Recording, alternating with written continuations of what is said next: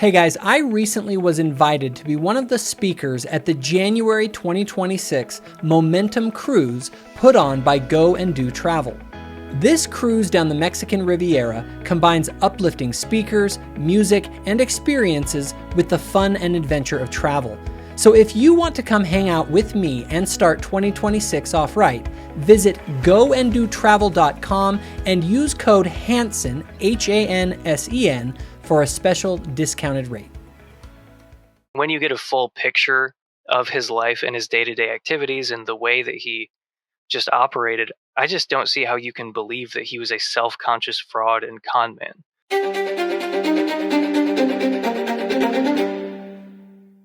You know, most people don't really know that much about the Church of Jesus Christ of Latter-day Saints.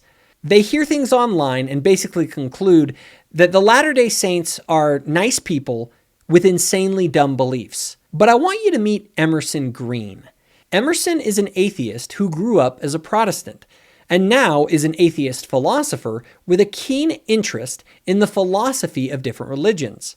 In recent years, he has become friends with multiple Latter-day Saint philosophers and theologians, and he has a lot to say about the Church of Jesus Christ of Latter-day Saints. Emerson recently talked about what he found on the New Heretics podcast. But before we get to that, take a look below this video. If you have not subscribed, hit that subscribe button. Anyway, here's Emerson's interview. Excited to be joined by a noted Mormon apologist today, Emerson Green. How's it going, Emerson? Good. I was just here smiling Mormonly, watching the sunset. And I'm happy to be joining you. Doing the Mormon stare. Is that a thing? So as a witness, we had all of these like kind of urban legends and stuff about Mormons that we believed. I remember hearing there was a whole list of these things. I don't know if you heard similar things. I think you were raised like a Christian of some sort, right? Yeah, I was raised Protestant. We did not view, I mean, like, if you were really nice and liberal, you thought Catholics were also Christians, maybe technically. But, I mean, Mormonism was just a straight up cult, you know, if it was talked about at all. Yeah, so same for witnesses. In fact, usually when people talked about Mormons, there would be some reference to the fact that they may have been, like, one of the few religions that was, like, directly started by demons. I think that was a pretty common view that like the salamander and the whole thing that was actually like probably like literally just like a demon. Like maybe Joseph Smith was receiving revelation, but it wasn't from God. And so we used to hear these things like that Mormons think they can like transmit the spirit like through their eyes into you or something, and so they have this like stare. I think that's totally made up. I've looked into a few of these like urban legends over the last year, and it seems like they were all bogus. I remember hearing that like the whatever like the kind of head priest is in the Mormon hierarchy, like if you're like a really like hardcore like fundamentalist Mormon, he would have the right to like consummate the marriage for you, or like really like kind of creepy, disturbing stuff like that I pretty sure is not true. Yeah, people love to lie about Mormonism. It's really like if you want to learn about Mormonism, I've found that you need to kind of check up on everything that everyone says, because some people knowingly lie about it, but I think once something gets going, it's really hard to like shut it down, because there are just not that many people who are actively defending Mormonism online, and there are just not that many Mormon apologists. Like for the most part, Mormons, I don't think care what we are saying about them. And it's just like, there are things that I know for a fact are false that like you can hear Christian apologists say as if they are a fact. But yeah, people say false things about Mormons quite a lot. And just to clarify real quick, just if anybody's not familiar with you or your content, you are not actually Mormon. So. Yeah. I was just about to clarify. Oh, okay. Not a Mormon. I was an atheist like unambiguously for like 10 years or so, and then now it's like more ambiguous. I'm like kind of an agnostic, but people still think I'm an atheist. They call me an atheist all the time, and I never correct them because it's like, close enough. Because I mean, if you're like a lacktheist, then I just went from lacking a belief in God to lacking a belief in God. So it's just, I used to have like a very high credence in atheism, I thought it was like obviously not certain, but it's like God probably doesn't exist. And when I say probably, I mean like I'm somewhere in the 90 something percent sure that there is no God. And then now, mostly due to like alternative conceptions of God, it just feels more ambiguous to me. Like I feel less confident that there's no divine reality of any kind, because the thing I'm most confident about is like particular models of God that happen to be popular in the time and place I'm born. So like if we're talking about classical theism or like some kind of Anselmian God, then I'm still, very confident that God doesn't exist. But then there's something like finite theism, or, like limited models of God, where I don't really know how to deal with that because it's so unfamiliar. So Mormonism, they accept like a finite God, like a God who's limited in power, at least relative to like the superlative omni being of Anselm. Yeah, can you just unpack that a little bit more? Like, what is their actual belief? Like, who is God in Mormon theology? Well, God is still the creator of the world, but he didn't create ex nihilo. He created the world out of pre-existing material. So there are certain laws of nature that God just has no control over. So that could help with the problem of evil. But there's like a divide among Mormons. Like some of them have like a more traditional sounding view where God always was God, and you can still become like God. You can go through this process of theosis and enter the celestial kingdom and become like God in almost every way. But there's still this kind of heavenly Father who's, presiding over all of us, like even if we achieve theosis and we're not the exact same as God. Okay, then there are other Mormons, and this has like historically been the more common belief, which is that God is someone who became God. So this was like first expressed clearly in Joseph Smith's King Follett sermon. So this is something that a lot of Mormons believe. It's just not universal. So like the main philosopher, like the best philosopher apologist for the Mormon Church, a guy named Blake Ostler, he doesn't subscribe to this view, but still it's extremely common. And historically it's been the dominant view. So God was once a man who went through this process of becoming like God, and then had children who can then become like God, who can then have children who can then become like God. And it kind of goes back like that infinitely and forward infinitely. So there's just this infinite regress of people becoming gods and like creating universes and creating people who then become gods, and like so on ad infinitum. It's a really trippy view of reality. Yeah, I mean, that actually resonates with me, because one of the issues that I had with Christianity generally, like even as a witness and now as I consider Christianity for myself, is if Jesus was God, it just, I don't know, there's a lot of, it raises a lot of questions for me about like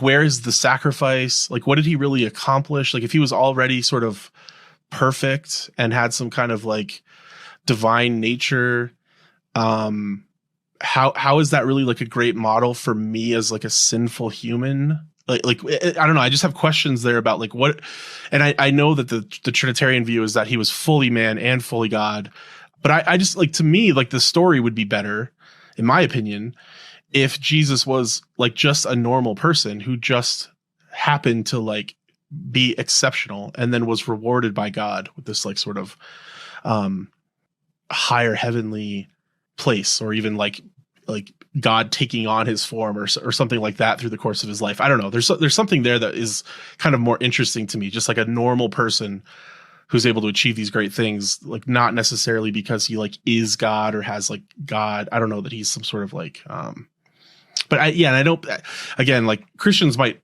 that may be kind of how they think about Jesus, but I'm not really sure how to make sense out of that with the Trinity. So it seems like the Mormons sort of have a way to just kind of like, it's not as complicated. Yeah. No, you kind of alluded to the atonement there, and I've actually never even asked what the Mormon view of the atonement is. It's just one of those issues that's like, it's just not that important to me, even though I recognize like in the abstract it's important. Like, what exactly was Jesus's death all about? Like, what did it accomplish? Like, what was going on there? It like that is just not something that frequently occurs to me. I guess partly because I'm so far from actually being a Christian. It feels like that's something you'd have to figure out if you were closer to like, okay, I accept theism and now I'm thinking about Christianity. Like then you'd really care about that. But because I'm like not really even that close to accepting theism, it's like working out the finer points of Christian theology. It just like doesn't really even occur to me to do that. But yeah, it's a good question of just like, what did Jesus's death mean? And if you have different views of the Trinity, like how does that interact with the atonement? You know, I was going to say because it seems then that the allure maybe behind Mormonism, as you put it, is that it's a position that holds to like a finite, a limited being, and it's not the same as deism, right? So it's not like, there's certain baggage that comes with a position like deism or deism, however you want to say it. But in a sense, it gives you things that are close to, like, there are certain maybe there are certain things that it has that are maybe like beneficial for your particular like maybe philosophical or even intellectual like commitments. And given those commitments, it has sufficient explanatory power for certain dilemmas or whatever. Yeah. No, like it's funny because Mormons will sound a lot like atheists when they talk about the problem of evil, because they think they're at least free to think that the problem of evil discredits omnitheism. And when you read Blake Ostler, you will very much see that come through. Like he will write very passionately about the problem of evil because he thinks it is discrediting to omnitheism. So yeah, and then Mormons are plausibly naturalists, and I know that sounds weird, because most people use naturalism, at least in philosophy of religion, they almost use it as like a synonym for atheist. But the thing is, like, they share a lot of beliefs with many atheists. Like they believe in an eternal universe. They reject, like I said, perfect being theism. And I don't know, like it's hard to summarize it exactly, but like my friend Joseph Lawal, LDS philosophy, like he is plausibly more of a naturalist than I am. And he's a Mormon, depending on how you define naturalism. So, it's not as much of a leap, I guess, if you're a naturalist to like go to Mormonism. And Trent Horn actually mentioned this when he was talking to Jacob Hansen on Thoughtful Faith, where he was describing my view. And he was saying like how he could see how a naturalist could be attracted to Mormonism because it almost like requires minimal modification of your belief. Like if you're going from naturalism to theism, this is like the least like, renovating, I guess, you'd have to do to your worldview. Like you could kind of believe many of the same things foundationally and still convert. Yeah, right. Because they're not going to have an issue with evolution, right? They're not going to have an issue with like even like pantheism or like panpsychism or some of these ideas, right? Those could all be compatible. Yeah, I mean, like evolution is almost built into their view because it's like, I mean, apparently some lay Mormons will have an issue with evolution, but just this, they emphasize growth though and change over time. And just like that seems to be a pretty central part of like actually living as a Mormon. It's like this, there's a lot of emphasis on like personal development over time and everything. And like you're going toward like heaven is sort of a place that you get to and you develop to a certain point, which is like not unique to them. I mean, purgatory is supposed to be for developing you to into the type of person who could even be in heaven or something like that. Islam is really like, isn't like the path, like an important kind of idea in Islam too, like sort of path toward perfection or something like that. Yeah. But I mean, just to your point about evolution being, being totally fine with LDS theology, it's like, yeah, I mean, I think that's even, you can even see that in their like day-to-day life. But on the panpsychism point, their first philosopher Orson Pratt was a panpsychist, and it he's like building off things Joseph Smith said, and it does kind of seem like not that like if you're a Mormon you should be a panpsychist, but just that Mormonism is almost uniquely well suited to panpsychism, because they do believe that. Well, okay, I don't want to like butcher what their doctrines are exactly, but their beliefs about intelligence and agency and matter, they come together in this kind of weird way that is like uniquely well suited to panpsychism, and in particular panagentialism, which is just panpsychism plus rationality being built into the foundational consciousness as well. So yeah, Mormonism does seem uniquely well suited for that. And their first philosopher, Orson Pratt, was a panpsychist and a panagentialist, and he drew from Mormonism, in part to motivate that. Yeah, because don't they have like, not like the Mormons, but the thinker that you just brought up, don't they hold to like a sort of like intelligent or like rational matter or something like that? That's like self-organizing, yes, and oriented towards. It's like there's not a sense of a strict teleology, but like it's more suited for a auto-emerging teleology or something. Yeah, no, that's the perfect phrase, rational matter. I think that phrase does pop up. But yeah, they do believe in rational matter, which is. And so then they also believe that God is material, right? Mm-hmm. That there isn't like a metaphysical realm or something. Well, I mean, Mormons are materialists. Like Joseph Smith was clearly some kind of materialist, and Mormon philosophers are typically materialists. But they think that there is something called spirit matter, and it is still matter, but it is like something that they think is, they're not exactly like, like if you plucked a random type identity theorist or something out of the academy, it's not like they'd be in perfect harmony with, these Mormon philosophers. So they do mean something slightly different by matter and by material. So yeah, God is made of material, but yeah, it's just they have like this stratified view of materialism where they're like different kinds. Would it be more apt to say that Mormons are closer to like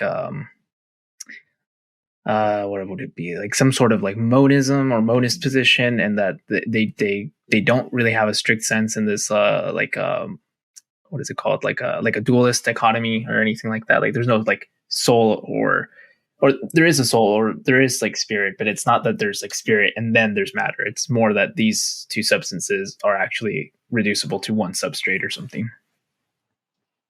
Yeah, kind of. I mean, they're definitely monists, but they just think that there are different kinds of matter, and that like, if you're going to fully explain like a human person, you can't focus on one to the exclusion of the other. If you really want to know about Mormonism, you should probably talk to a Mormon like Joseph. Joseph Lowell is very knowledgeable, and he would know more than I do. I mean, it's funny because I'm constantly having to clarify that I'm not a Mormon when I talk about Mormonism, and I don't mean it as a cop out all the time. Like, but sometimes people will really be like turning the screws. They're like, "How do you explain this?" And I'm like, "I am not a Mormon. I am not like, I don't think that Joseph Smith was a prophet of God." Okay, but I do think there's like some evidence for that. Like, I don't think it's well, first of all, I think that you can be rational and you can be a Mormon, but that's maybe saying less than it might sound like I'm saying. I think rationality comes pretty cheap. So I think Mormons can be rational in their belief in Mormonism, but there is some evidence that the Book of Mormon didn't just purely come from Joseph Smith's head. Like, you would assume that there's literally no evidence that it was anything other than like his creation, whether he knew what he was doing or not. But no, there actually is a non-zero amount of evidence that he was actually doing what he thought he was doing, which is like supernaturally translating a historical record of things that happened 2,600 years ago or something like that, which is surprising to me as a non-Mormon. I mean, that's not what I would expect. But overall, my credence in Mormonism is still low enough that I'm not a Mormon, but I just don't have like a kind of a caricatured view of it. And, just like how I can admit that there's evidence for Christianity, and still sleep at night. It's like, yeah, there's evidence for Mormonism in particular. But yeah, I mean, the reason that I defend them, it's not just because I think that there's some evidence for the Book of Mormon. It's like, no, I think it has philosophical advantages, first of all. And second of all, I just think that they're good people by and large. Like, I think they've created a nice community, like in the unlikely setting of the United States, in the contemporary United States, they've created something where they've got a group of people who are pretty much by every dimension doing better than most other people and most other Christians as well. Like, they're physically healthier, they are mentally healthier, like they literally live longer. They like Jacob Hansen was mentioning some of this in his debate, because he pointed to some of the fruits of Mormonism as some evidence for the Book of Mormon, because the Book of Mormon seems to make people more Christ-like. That's my cat meowing, if that's picking up. But anyway, yeah, she's agreeing with me right now. No, she's a Muslim. She hates what I'm saying right now. But it's just when I see like the never-ending Mormon dogpile and like the customary scorn and ridicule that people throw, it's like at a certain point it just stops being funny to me. Like it honestly seems like everyone's IQ goes down by 20 points whenever Mormonism comes up, and I think it's just like it's a socially acceptable target. And like people just are not thinking clearly about it because it's a socially acceptable target. And I think it has some advantages over other forms of Christianity. And I think that they created something that's pretty cool, which is surprising if Joseph Smith is this evil con man who just made the whole thing up so he could have multiple wives. And I think if someone wants to just implode like the Mormon community, then I would like to know why, because it seems like they made something kind of valuable. Capturing Christianity put out a video where he went through 15 reasons why Islam and Mormonism are fake. And you're not referring to the video about how witches can't cast their spells on Donald Trump because he's protected? I mean, we could get to that. He's at the cutting edge of content creation right now. The intellectual side of Christianity. So I thought we could go through a couple of these just to show, not that we're taking particularly seriously, but just to show the kind of double standard that gets applied to Mormonism. And it's just such an obvious, there's such an obvious blind spot. I think that somebody like this is showing to their own beliefs. Yeah, let's just start with this first one. The phantom prophecy problem. The idea is that both Muhammad and Smith claimed that prophecies from earlier scriptures foretold their coming. But, and this is key, you can't actually find these prophecies because, conveniently, they've been lost from the original sources. But don't worry, because both prophets claim that God re-revealed these lost prophecies about them back to them. A lot of Mormons don't even know this, but Joseph Smith did the exact same thing. He claimed he was foretold in Genesis 50:33, a verse that shows up nowhere in any ancient manuscript, not in the Masoretic text, the Septuagint, nor the Dead Sea Scrolls. In fact, this verse was completely absent from every known source until Smith conveniently added it to his Joseph Smith translation of the Bible. The so-called prophecy also shows up in the Book of Mormon in 2 Nephi chapter 3, where it states that a seer named Joseph, just like Smith, would be raised up in the latter days. But just as with Muhammad, there's absolutely no historical evidence for the existence of verse 33 in Genesis 50. Chapter 50 has always ended, as you can see here, in verse 26. No Jewish scholars, no Christian writers, no early church fathers, no pagan historians mention an extended version of Genesis 50. It simply does not exist. All right, let's shift gears and talk about how these stories actually compare with Jesus. Christianity does not rely on lost prophecies. Jesus' coming was foretold openly and clearly all over the Hebrew Scriptures, with centuries of verifiable prophecy leading up to his birth, life, death, and resurrection. Just read Isaiah, who prophesied the birth of a servant who would be called Mighty God and Prince of Peace, who was despised and rejected, pierced for our transgressions, and who was raised and lifted up. In Christianity, there are no claims at all of lost texts or concealed verses. Everything is out in the open. The prophecies about Jesus are transparent and traceable. That's what sets Christianity apart from these other religions. Jesus didn't need to create a myth about lost prophecies. His entire life was an open fulfillment of the real prophecies found in earlier manuscripts of the Hebrew scriptures. I'm kind of confused that he said that's the main problem. If you watch nothing else, watch this problem. Like, Yeah. I'm kind of like, I was waiting for the punch, like waiting for like this is, I mean, so what? Like, I don't see how that really counts as any evidence against their view at all. I don't either. I mean, I can think of a few examples just from the Bible, like to show some double standard. I mean, like there's references to like the books of Adam in the Old Testament. We don't have the books of Adam, and apparently, at least there's some claim that those were used to compile like the early records of like Genesis and things like that, but we don't have those texts. There's the Q source that scholars are pretty universally agreed upon that we don't have, that Mark is basing his writing on. So I'm not, just like I don't see how there's some huge issue here with like lost text. I mean, I think the Bible is probably filled with holes, and things were plugged up, and pieces were added, and things are missing.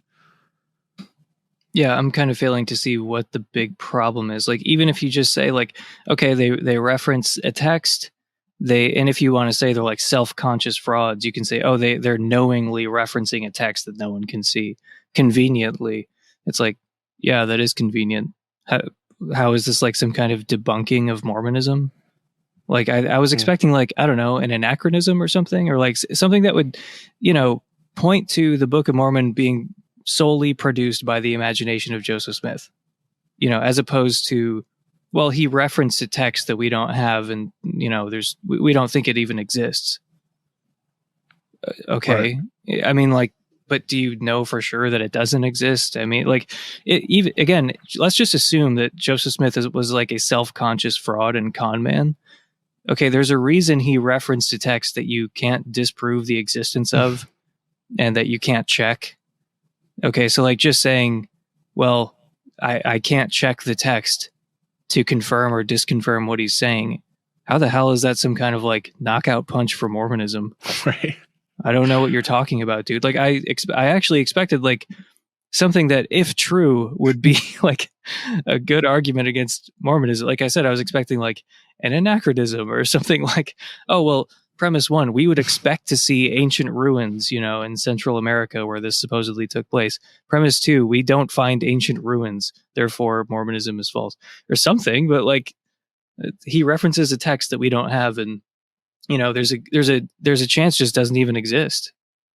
Okay, well, I mean, unless you want to prove that it doesn't exist, which you can't. I mean, again, even on the assumption that Joseph Smith is like a straight up con man, it's like there's a design to this lie, so that you can't do what you're trying to do right now.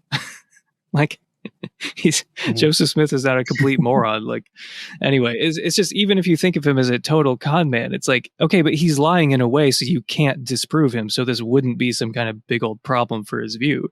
So what are you doing? Like, what are you talking about? Well, and Mormonism doesn't hold to biblical inerrancy, right? Like, he's already kind of presupposing that, I think, right? Like, because as far as I understand, Mormons will say that the Bible is God's word insofar as we have, that it's been translated correctly, and that we have the full text, and we have accurate accountings of the text and things like that. So they don't even need to. Yeah, they don't like a Mormon doesn't have an issue with a missing verse in the Bible or something like that. They don't see the Bible as compiled by the Orthodox Church as being like this infallible, inerrant document. Yeah, no, they definitely don't view the Bible as inerrant, and I don't think they would. I mean, obviously they believe in like progressive revelation and all that, so I don't see. I mean, was that the point he was trying to make? Like, so you say there's this missing part of Genesis, but you also say that the Bible is without errors of any kind. okay, that would be an argument, but I don't think that's what they're saying. Mm-hmm. Yeah. If anything, the fact that the fact that the Bible, if we take, let's buy the assumption there that the Bible is like corrupted or the Bible is incomplete, and we have accounts. So like you guys said, we have evidence, we have historical empirical evidence that the Bible has been distorted, or that the Bible is incomplete, or that, you know, the way that it was canonized is to exclude certain documents. Isn't that credence for the argument in the first place? Like, wouldn't it be not just convenient, but wouldn't it just be like, oh yeah, like they would take out the part where it prophesizes someone to come, yet to come, and discredits our particular religion? Yeah, it just, this is like non-evidential. Like this isn't anything. Yeah, it's weirdly nothing. Like it's weirdly insubstantial, I guess, is how I'm feeling. Because like he's really building up to it. Like if you watch no other part of this video, watch this part. And like, yeah, he starts with it. Yeah, he says it's the knockout punch, right? It get worse from here, by the way. Oh boy. Yeah, let's skip a couple. They're all bad, but let's do this one next.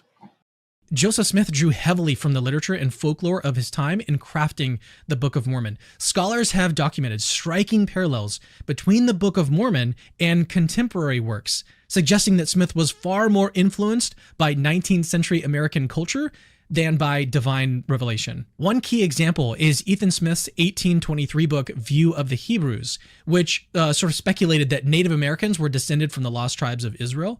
This idea strongly resembles the narrative of the Lamanites in the Book of Mormon, who are described as a people descended from ancient Israelites who migrated to the Americas. Additionally, the names and terms used in the Book of Mormon show clear signs of influence from other contemporary sources. So, for example, the name Nephi, one of the main figures in the Book of Mormon, has no known roots in ancient Hebrew or in any other ancient language, but it does appear in popular travel literature of the time. The Travels of Marco Polo, a well-known book in Joseph Smith's day, included a reference to Nephi, a name for a region in Arabia. Another example is the name Mormon itself, which might have been inspired by Mormo, a mythical figure mentioned in The Wonders of Nature, a book that was widely circulated in the early 19th century. In contrast, Christianity maintained its consistency with the Hebrew scriptures, and the idea of incorporating pagan elements would have been morally repugnant to the Jews of that time. That's insane. I mean, first, literally like insane. The idea that Christians weren't influenced by Neoplatonists, I know, or like the idea that like, dude, the Apostle Paul is like almost quoting the people who he's speaking to, where he says like, you know, in him we live and move and have our being. Isn't that like from Stoics or something? Like I feel like I remember reading about how Paul like directly. Yeah, like wasn't he directly quoting the people he was trying to appeal to, like their pre-existing like kind of pagan beliefs or whatever? Like I know that there's some passage. I mean, I wish I had it in front of me, but yeah, I know that Christianity was influenced by oh gee, I don't know. Let's see here. Was St. Thomas Aquinas influenced by Aristotle in any way? Right. Like, good God. But yeah, just the idea that Aristotelians and Platonists had no influence over Christians or over the Apostle Paul and the stuff he wrote in the New Testament. That's crazy. But yeah, just like saying that there are like names in the Book of Mormon. This is what a stupid can of worms to open, dude, because like the Book of Mormon, that is like one of the few lines of evidence that supports the Book of Mormon. Like there are 337 names. This is fresh in my memory.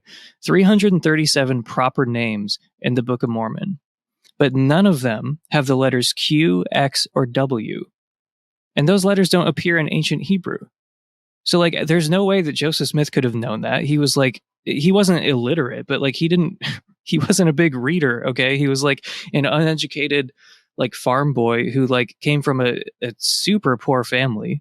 And like, I mean, according to his mom, he was like the least educated of her children. I mean, he knew the Bible, but like that's about it. And I don't think you'd pick up just by reading, the Bible that like, oh yeah, in ancient Hebrew there are no there's no Q, X, or W. So like in the Book of Mormon, which I'm making up, when I give 337 proper names, make sure not to use those letters.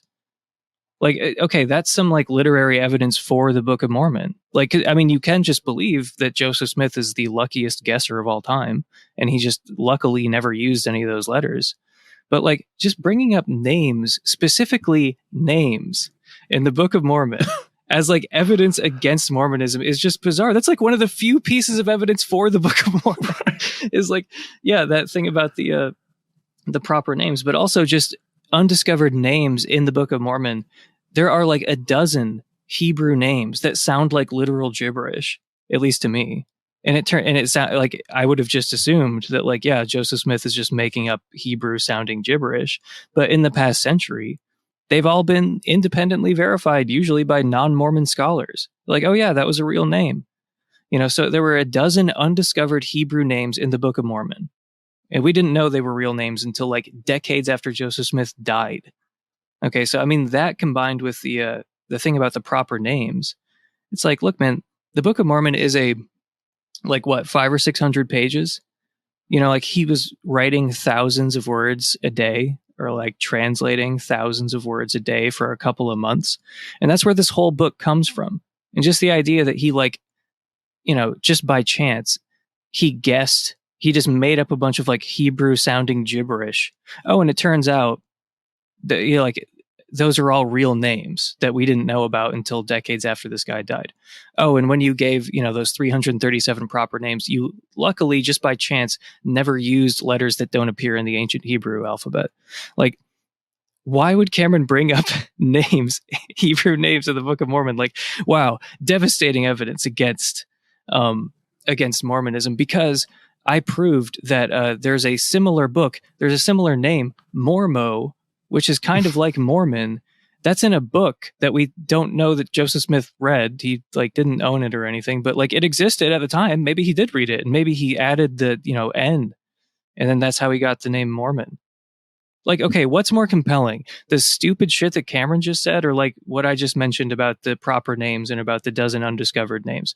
Like, it just seems like, how could an objective person seriously think that this is like a serious problem for Mormonism as opposed to evidence for the Book of Mormon? Yeah, this strikes me as the same associative type of like loose thinking that like, it's almost like conspiracy level thinking, at least in its like formality, where it's like, oh, 9/11 and like the Simpsons predicted it, and like therefore we have compelling evidence that they're part of this like media cabal where like all the people at the top, they know what's going on, and they planned the 9/11 attacks, and the Simpsons were just giving us these subliminal messages.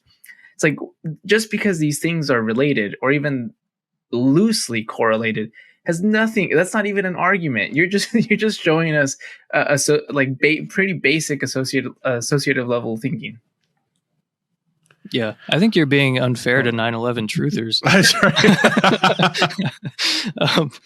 No, it's just like just saying, well, the names in the Book of Mormon are actually evidence against Joseph Smith. Plus, just look at the similar name that was in a pamphlet that at least existed at the same time as Joseph Smith. Guys, the cross was a popular religious symbol long before Christianity. Like, I'm not going to say that they took the cross, like from pagan religions necessarily, but I mean, there's so much stuff that's intertwined with culture and religion. Like, how are you going to unpack Roman history, Roman culture, and the early church? Like, where even the architecture and things that the early churches are built with, right? This is coming out of a specific culture and time, in the same way that Mormonism is developing at a very specific culture and time in America. It's part of, this early like revival that's happening, this like sort of evangelical revival in the 1800s. There's a lot of apocalyptic thinking. There's a lot of kind of fear about like sort of where industrialization is heading and things like that. And so, yeah, like it's going to be, kind of a product of its time. Some of their beliefs are going to reflect the culture that it's in. That's not an argument against it. I mean, if that's an argument against Mormonism, it's an argument against Christianity. Well, I mean, now that you say that, it actually helped me realize just how bad this argument was, because why wouldn't God allow Joseph Smith's own understanding to, have any influence over the church that he's founding? Like if he's God's chosen prophet, maybe there's some reason for that. Like maybe there's something about Joseph Smith that maybe he didn't just, I don't know, do eeny, meeny, miny, mo and land on Joseph Smith. Like maybe there was some reason. So, I mean, just the idea that like Joseph Smith's understanding is influencing, like the history of the Mormon church or, the text or something. It's like, why is that a problem? Especially if you have a more, what do you call it? Like a catalyst view of translation, which seems to me to be the more defensible view, as opposed to like a mechanistic view of translation, where Joseph Smith is just literally like looking at a word and then saying the word that he's translating. I mean, like by his own admission, he didn't speak the language that the plates were in. Okay. Like it was always a kind of supernatural, semi-revelatory, like he wasn't even looking at the plates for like huge swaths of the translation process.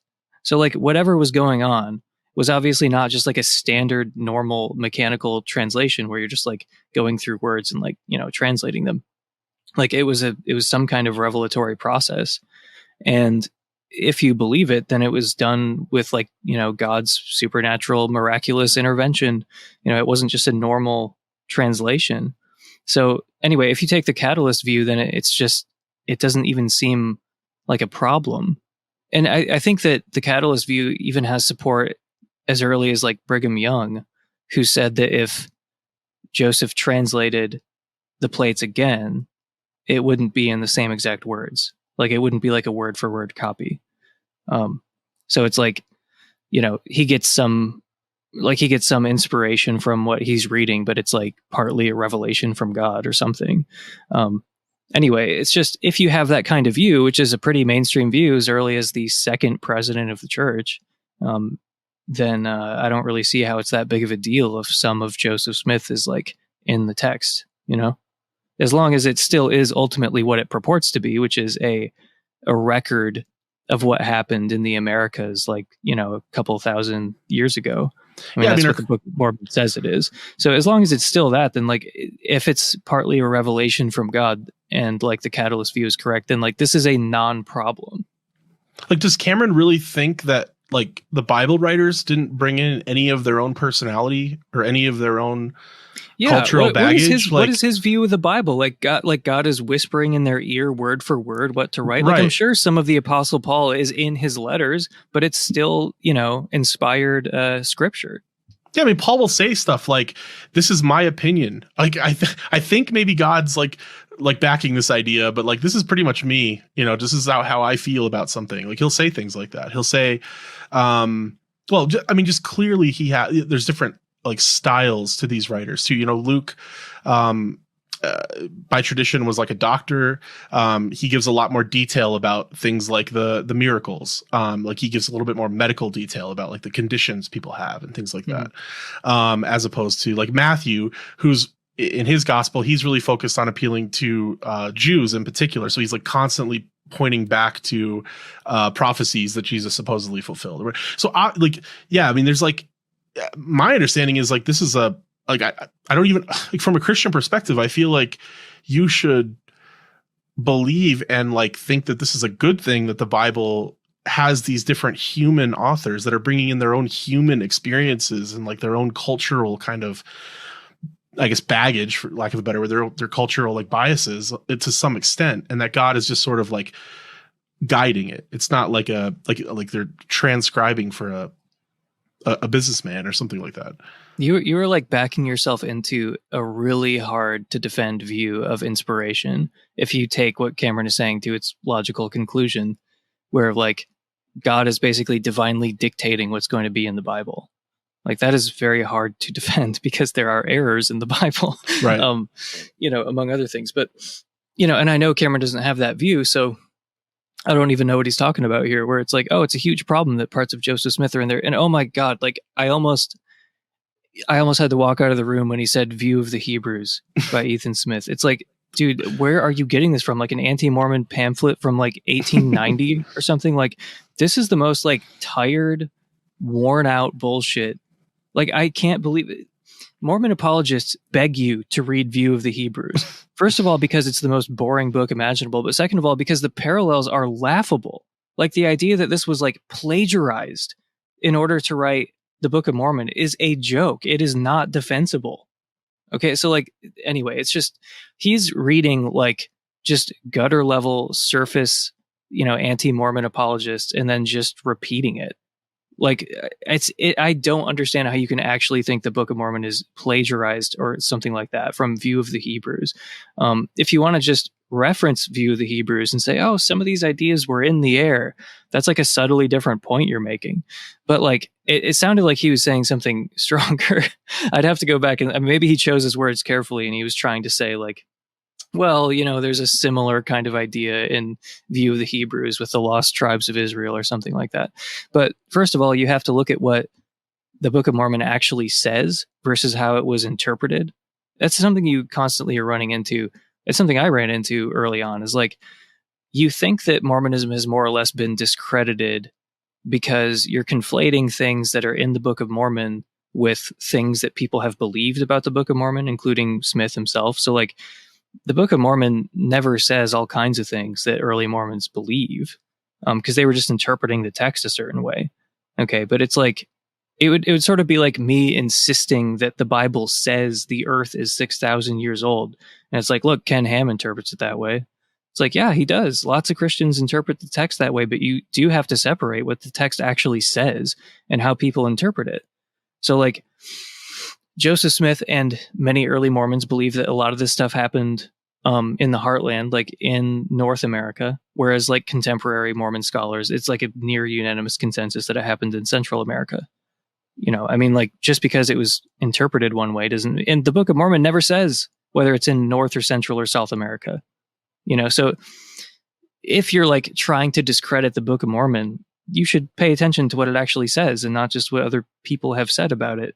Like, I used to think Mormonism was discredited because, oh, hey, look at this genetic evidence. The Native Americans are descended from Asians primarily, not Hebrews, not Middle Easterners.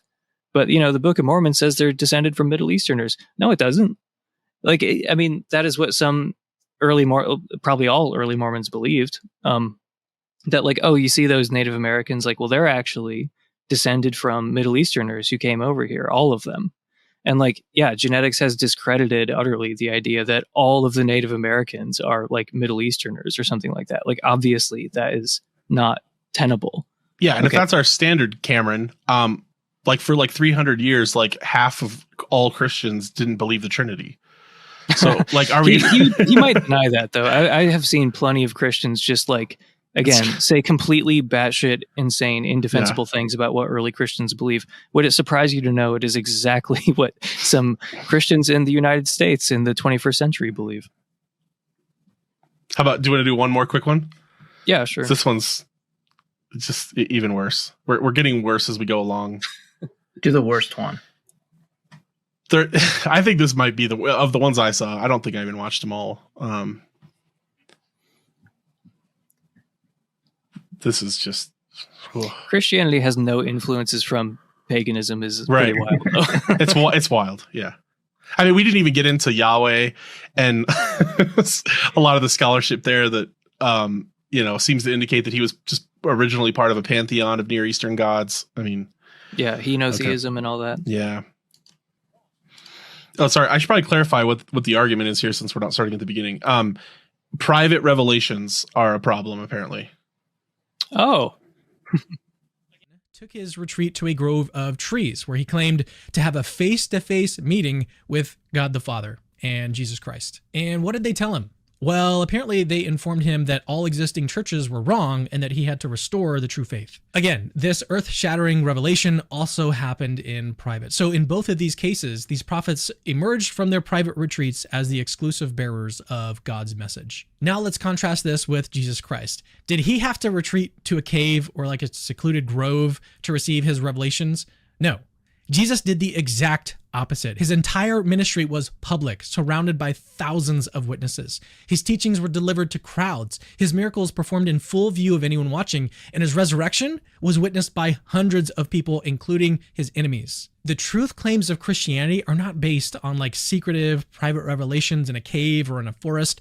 They're rooted in verifiable public events where people saw, heard, and experienced the works of Jesus in real time. Wow. That is, you're right. That I hope that's the worst one. If there are any that are worse, I don't think I could handle it. But just saying, like, Joseph Smith had a private revelation. Jesus, on the other hand, preached in public. It's like, yeah, Joseph Smith also preached in public. What are you talking about? Right. You're just saying, like, he said, oh, let's do you remember when all of the Israelites went with Moses up to receive the 10 Commandments? Hey, you remember when everyone saw Paul's vision of Jesus on the road to Damascus? Right. That wasn't a private vision in any way, shape, or form. Yeah, but it. Oh, God damn! It's just like, wow. I mean, private revelation. It's just there were every time he said something, I thought that was going to be the worst of it, and there were like 10 things that I wanted to like. I almost needed to start taking notes. But yeah, just saying like, okay, I was thinking of the Apostle Paul right away. But yeah, Moses is another good example. Of like coming back with some mysterious tablets after leaving for a while. Like, hundreds saw his hair blown saw back. The resurrection. I'm like, bro, no one saw the resurrection. Yeah. Oh my God, that was another point. The two eyewitnesses, alleged eyewitnesses. Yeah. And we don't even know that those eyewitnesses. We can't really say for sure what it is they experienced, right? Like. So Paul has this revelation of Jesus on the road to Damascus. I mean, what was that? Like, even if I don't even necessarily need to deny that he didn't have an experience, but like he doesn't describe seeing Jesus like in the flesh. He just has like an experience of some sort. Aren't there hundreds of it sounds like a vision. Hundreds of accounts of people, like even modern day, saying that they experience private revelation. And that is an account of them experiencing God, and therefore that gives credulence to their faith. Like this would discredit everyone that holds to any sort of like modern day interventionalism. Yeah, I mean, anyone who wants to appeal to religious experience as evidence of any kind. I mean, like I'm not totally clear on what his argument even is here. It's just that Jesus did things in public. And never in private? Like, I don't know. It's just the idea, like contrasting Jesus and Joseph Smith. Like, well, look, Jesus's ministry is public and Joseph Smith's ministry is not public. I mean, you're just talking about like a private revelation that Smith had at one point. And I just don't know what that is supposed to prove. Like Jesus never had private revelations. I don't know. He probably did. But yeah, just hundreds of eyewitnesses. Did you guys know this? That there were hundreds of eyewitnesses to the resurrection? Because that's fucking news to me. I did not know there were hundreds of eyewitnesses. I thought there were like 2 and then the Apostle Paul. Yeah, like that's what Trent Horn said in his debate with Jacob Hansen. There were maybe 2 and then the Apostle Paul. To be charitable, probably what he has in mind is Paul saying that there are 5. He says something like there are 500 among us who saw Jesus, resurrected or something. Oh, well, if one guy says hundreds of people saw it, that's the same thing as hundreds of, independent eyewitness reports. And unlike with Joseph Smith, where we actually do have like signed testimony from people who claim to have seen some of the work that he was doing, we have no evidence. We have no testimony. We have no names even of any of these 500 people that supposedly saw Jesus after he was resurrected. Yeah, anonymous secondhand eyewitnesses. Wow, what spectacular evidence, as opposed to 19 firsthand eyewitnesses to the golden plates who suffered persecution, who were, they had personal beef with Joseph Smith. They had every reason to recant and they never did. Blatant double standard when it comes to eyewitness testimony there. And for all we know, even with those 500, I mean, because we don't have their testimony, we don't know what they mean by they saw Jesus. I mean, that could have literally just been like they had a meeting, and felt the Holy Spirit or something. It doesn't necessarily mean that each of them had like some kind of physical, like material interaction with Jesus. And in fact, in a number of cases, the Bible talks about people not recognizing the person that they think is Jesus. So yeah, it's even possible that like they were just sort of getting a vibe from, they really wanted to believe that Jesus had been resurrected, or that there was, some greater kind of plan at work or something. And then they started projecting that onto situations or whatever. We don't have enough, detail for him to be acting like Christianity doesn't have this problem. That's such an interesting. It requires this leap of faith. Yeah, I mean, that detail, I always forget about that detail, that like some people didn't recognize him. And it's like, how do you square that with like, I mean, if Cameron Bertuzzi died, like someone just like murders Cameron, and then or like one of these witches cast a spell and he's not as protected as Trump, so like he ends up dying, and then like we hear about him dying, and then like this guy like with this face and this haircut and these glasses like knocks on my door. I'm not going to be like, who the fuck are you?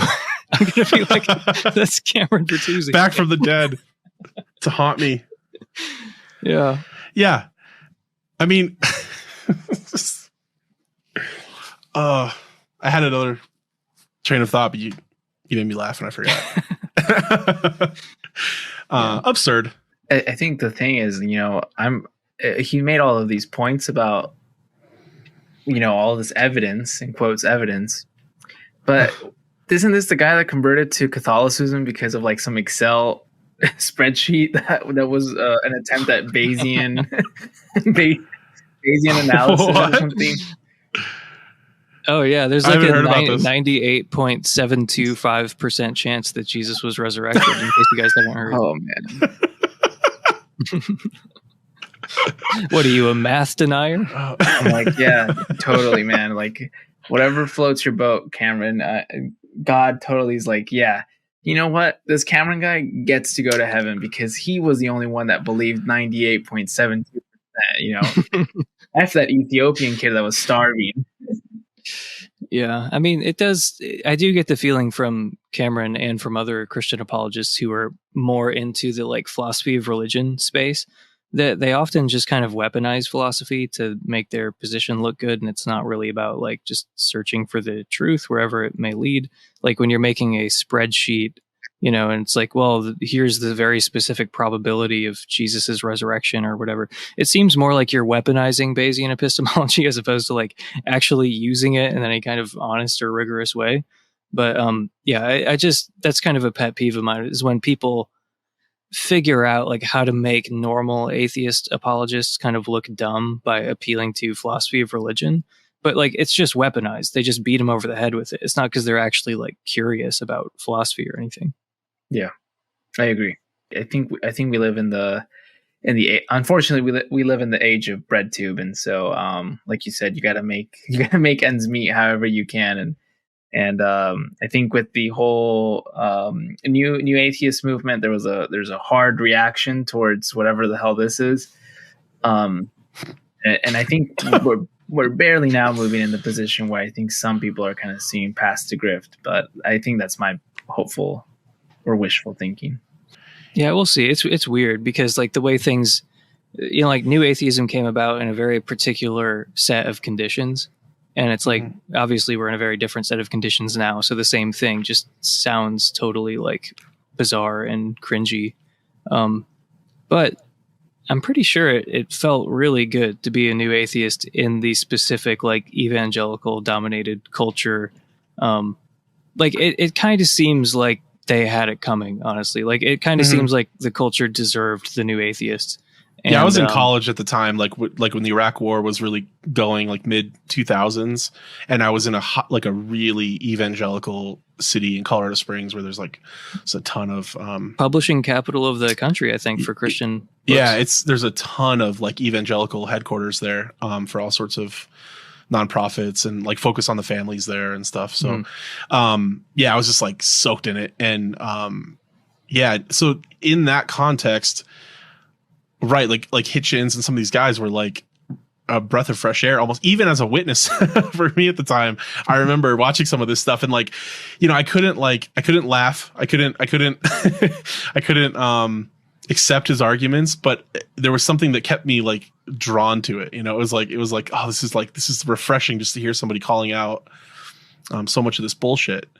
And then also, you know, all of the sort of critique of Islam, which then, you know, there was an obvious reason for that at the time, and then that just sort of like dovetailed into critiques of just like all sort of religious fundamentalism broadly. And so it didn't seem cringe, but like now when I hear Sam Harris talk about Islam, I'm like, you sound like a genocidal freak or something. Like, I don't even know, like it's a completely different kind of context they're working in now, I think.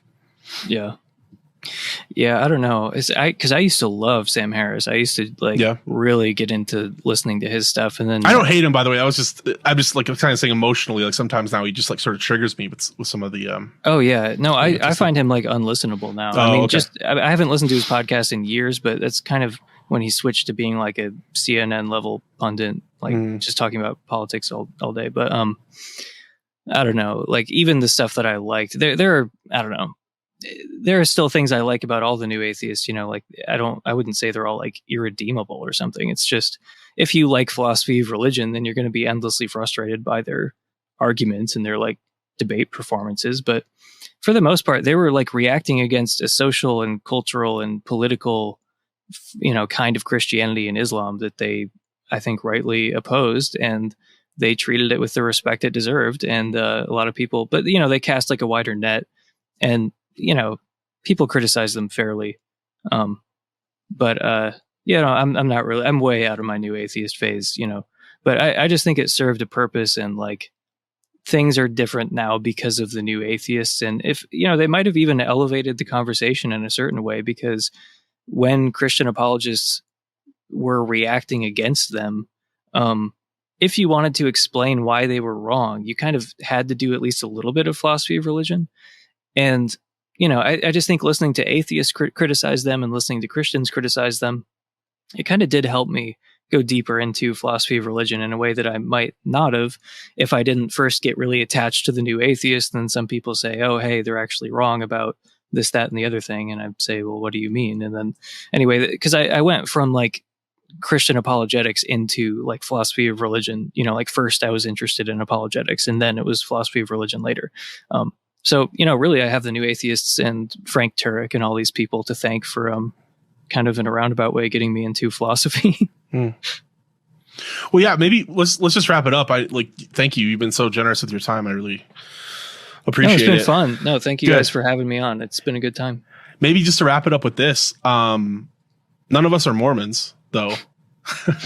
Why is that? I mean, and not to say that, you know, this isn't necessarily like to get into like what's wrong with Mormonism, but just sort of what are we finding unconvincing? Like why have we all not committed to Mormonism? And we've done a pretty good job here of steel manning, I think, their worldview and showing that, you know, it's maybe should be taken more seriously as just a viable sort of Christian alternative. But what kind of baggage do you carry if you accept Mormonism?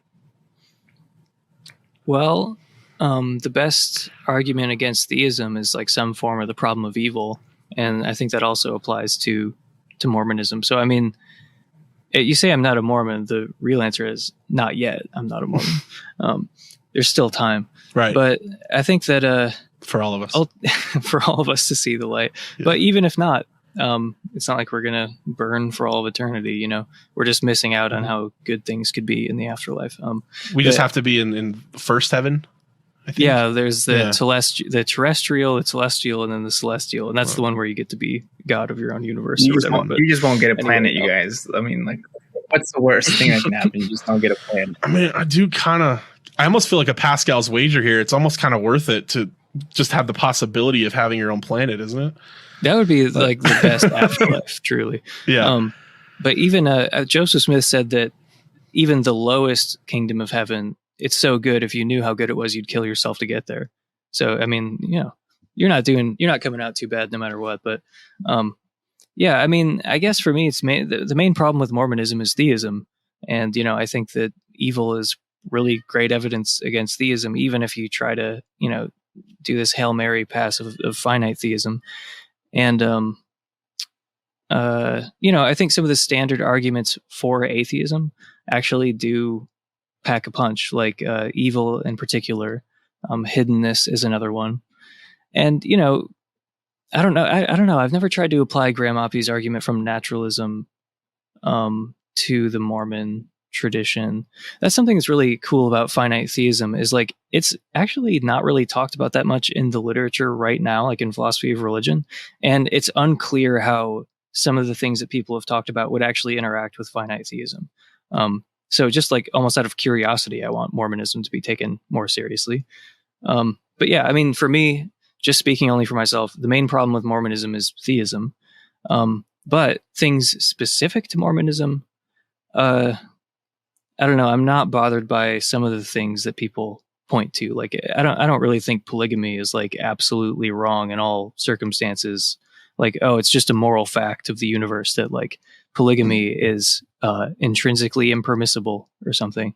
Like, obviously, you can imagine situations where it's abusive and coercive, but I don't think it's like wrong. Like, causing suffering for fun is wrong. What else do people say? They talk about the character of Joseph Smith. That never really does anything for me. I mean, like, Paul was like a murderer. He like went around murdering religious minorities. Mm-hmm. Joseph Smith's crime is that he was horny or something. But archaeology. Okay, archaeology. That's a good one. So like, archaeology is difficult for me too, unfortunately, because archaeology, like, so people will talk about horses. They'll say like, well, the Book of Mormon will talk about horses and chariots or whatever. And I found out that there's actually no archaeological evidence for horses in regions occupied by the Huns. And they lived in a society that was dependent on horses. Interesting. Or, so there are just things that I don't know anything about archaeology. So everything I learn about it is somewhat surprising. But, people, like I mentioned, the genetic evidence earlier. And it's like, well, Mormons, I mean, the Book of Mormon doesn't say that all Native Americans are descended from, Middle Easterners. Just straight up doesn't say that. So like the DNA evidence does, or you might say, well, why isn't there some trace DNA evidence, of Middle Eastern DNA in Native Americans? And it's like, well, we know for a fact that, this is another thing I've heard from Mormon apologists. Like, we know for a fact that Romans lived in ancient Britain, but there is no genetic evidence that Romans were in ancient Britain. Like, we know because of other evidence that they were there for sure, but any genetic trace of them is gone. Okay, so it's not at all beyond the realm of possibility that that the genetic evidence just wouldn't really be there, that the archaeological evidence wouldn't be there. Because keep in mind, like, all the events in the Book of Mormon take place in a region that's about 500 miles by 200 miles. That's not a huge area, and we don't know where it was. Like, just on the Book of Mormon's own terms. So just saying like, oh, where's the archaeological evidence for this stuff? It just never really did it for me, because we've only excavated, like, I think it's something like 0.5% of the ground in the Americas. So I mean, this would be like looking at a forest with 100 trees in it, and I say, there are squirrels in those trees, and you look at half of one tree and say, no, there aren't. So I mean, until we know more about archaeology and history in the Americas, I just don't think you can say for sure that, we know that this didn't happen. We absolutely don't know it didn't happen. So I mean, the hangups sorry, go ahead. Well, I don't want to ramble on, but it's like some of the things that people point to, they don't bother me that much. Mm-hmm. Like, the anachronisms, I think, are slightly different. So like, there are anachronisms that are genuinely anachronistic. Okay. But like, one thing, if I'm putting my Mormon apologist hat on, I would point out that, if you were to collect all these anachronisms at the time the Book of Mormon was published, there would be, like 100 or 200 of them. And as time has gone on, as people have discovered things about history and about archaeology, the number of anachronisms has not increased. It's decreased. Like, the Book of Mormon has actually been vindicated on many of these points. And if you look at a book of anachronisms from like 50 years ago or like 75 years ago, it's way outdated. Like, there are plenty of things that were viewed as anachronisms that in fact were not anachronistic. And that is the general trend. We have this big pool of anachronisms and they're disappearing. Okay, it's not growing. But there are still plenty of anachronisms that remain, and even the best Mormon apologists, like Robert Boylan, for example, will readily admit there are anachronisms. But they're okay with that because of the general trend of anachronisms going away and not piling up. And they have, other reasons to think Mormonism is true, like religious experience, just like the overall weight of the evidence. So I guess for me, the thing that's going to push me away from Mormonism in the end is theism. But there are anachronisms, like genuinely. And there are just certain points in Joseph Smith's story that like no one can deny. Like, boy, it sure is convenient. Like, it sure is convenient that you got this revelation about how you have to take multiple wives and it's okay for you to have sex with them or something. Like, there are plenty of things in Joseph Smith's story that are convenient for him. Like when he lost the first 116 pages of the Book of Mormon, he was commanded by the angel. The angel was like, you can't translate the same plates. You've got to translate this other version. There's like, it's the same story told from it, like how there are different books in the Bible that tell the same story. It's like, you got to do that basically because I'm so angry that you lost these plates. It's like, that's convenient. Now, I think that Mormon apologists have responses to this that are not totally implausible, but I'm just saying there are several points at which the Mormon story sure is convenient for Joseph Smith, who I just can't believe at the end of the day it like was a self-conscious fraud. I think he was a true believer, and part of that is because I don't have like a superficial understanding of Joseph Smith and Mormon history. Like, I've been reading this biography of him called Rough Stone Rolling. It's generally regarded as the best biography of him. And I'm saying when you get a full picture of his life and his day-to-day activities and the way that he just operated, I just don't see how you can believe that he was a self-conscious fraud and con man. Like, the picture that emerges is like a true believer who's flawed like anybody else, flawed like the Apostle Paul was flawed. Actually, he was a lot less flawed than the Apostle Paul. But still, I just don't think he was a fraud. I don't think that's a good explanation. And I'm actually not alone among like skeptics who take that view. I just think the fuller picture of history doesn't lend support to the fraud/con man model.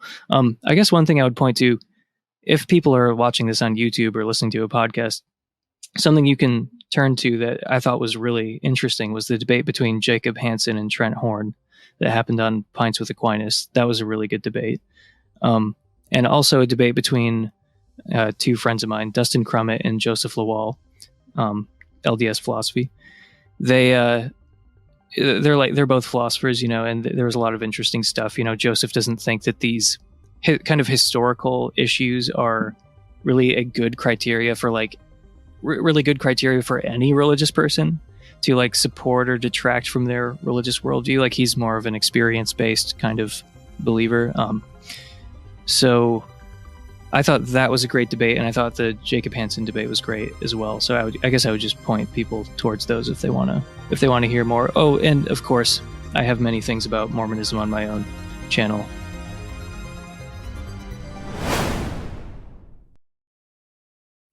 Hey guys, if you enjoyed this video, be sure to hit that subscribe button so my future videos show up on your feed. Also, if you or someone that you know has benefited from the content here on Thoughtful Faith, please consider becoming a channel donor or volunteer by visiting my new website, thoughtfulfaith.org, and clicking on the Get Involved page.